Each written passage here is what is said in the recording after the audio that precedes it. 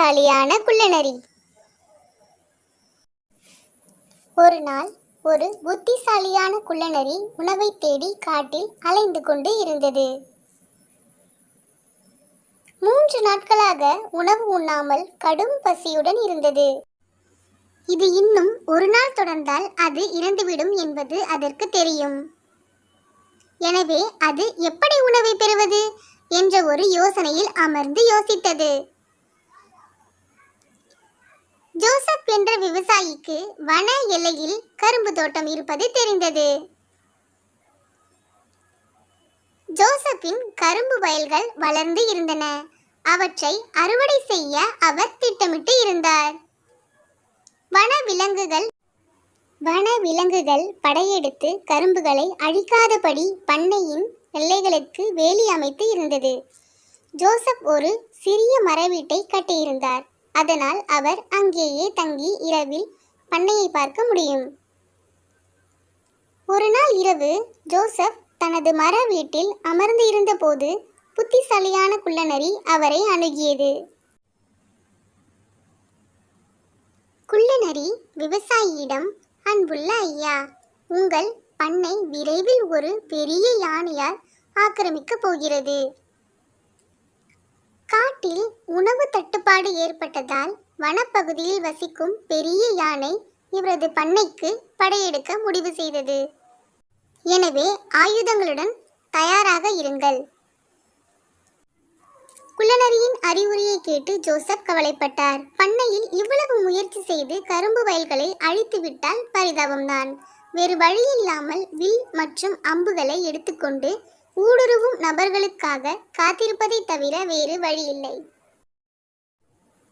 ஜோசப்பை பார்வையிட்ட பிறகு புத்திசாலியான குள்ளநரி யானையிடம் சென்றது. யானை ஒரு குளத்தின் அருகே மேய்ந்து கொண்டு இருந்தது. குள்ளநரி அவனிடம் சென்று கேட்டது, அன்புள்ள ஐயா, உங்களுக்கு உணவளிக்க போதுமான உணவு கிடைக்கவில்லை என்று தெரிகிறது.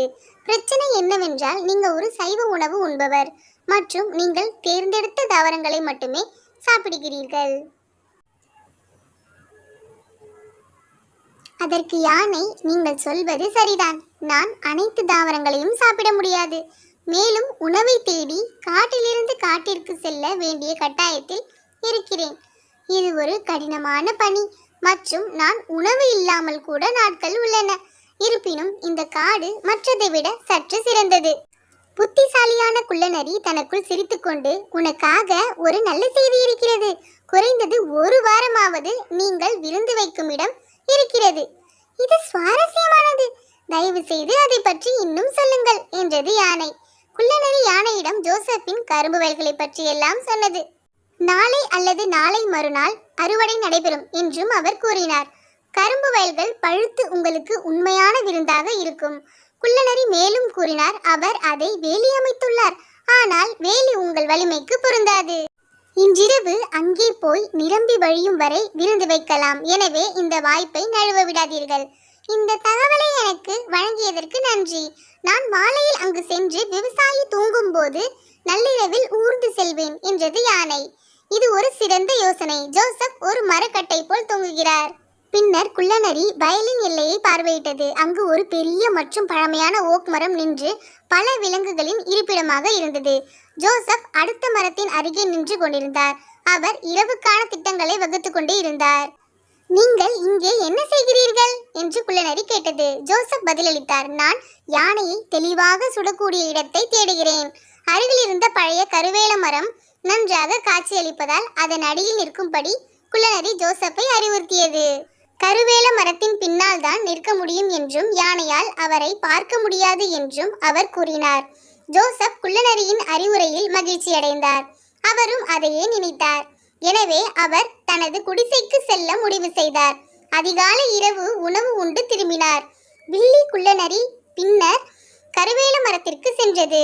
மரத்தின் அடிவாரத்தில் பாம்பு ஒன்று தங்கியிருப்பது அவருக்கு தெரியும். அவர் பாம்பை கூப்பிட்டு அவரிடம், அன்புள்ள ஐயா, நீங்கள் பெரும் ஆபத்தில் இருக்கிறீர்கள். கரும்பு தோட்டத்தை வைத்திருக்கும் விவசாயி இன்றிரவு உன்னை கொல்ல திட்டமிடுகிறான். நீங்கள் எப்போதாவது அவரை பார்த்து இருக்கிறீர்களா? ஆம், அவன் பெயர் ஜோசப் இல்லையா? சரி, அவன் கால்நடைகளுக்கு தொல்லை கொடுப்பதால் உன்னையும் அழிக்க முடிவு செய்திருக்கிறான் என்றது நரி.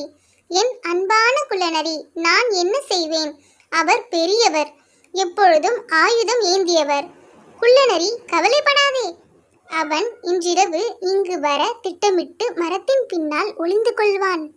அவன் ரியாக்ட் பண்ணும் முன் போய் அவனை 2 அல்லது 3 முறை கடி. அதுதான் ஜோசப்பின் முடிவாகும். குள்ளநரி அவருக்கு வெற்றியை வாழ்த்தி விடைபெற்றது. அவனது திட்டம் பலனளிக்கும் என்றும், எல்லாம் சரியாகிவிட்டால் மறுநாள் யானை, மனிதன், பாம்பு இறந்துவிடும் என்றும் அவர் உறுதியாக இருந்தார். இது 1.5 மாதங்களுக்கு போதுமான இறைச்சியாக இருக்க வேண்டும். திட்டமிட்டபடி யானை நள்ளிரவில் கரும்பு தோட்டத்துக்குள் மெதுவாக நுழைந்தது. யானைகளை கவனித்த விவசாயி தனது வில் அம்புகளை எடுத்து யானையின் மீது 3 அம்புகளை எய்தினார். யானை வலியால் துடிதுடித்து கீழே விழுந்தது. ஜோசப் மரத்திலிருந்து கீழே இறங்கினார். அவர் கீழே இறங்கிய உடனேயே கணுக்கால்களில் கூர்மையான வலியை உணர்ந்தார். ஒரு பூச்சி தன்னை 2 முறை கடித்தது போல் உணர்ந்தான். கீழே பார்த்தபோது பாம்பு ஒன்று விலகி செல்வதை கண்டார்.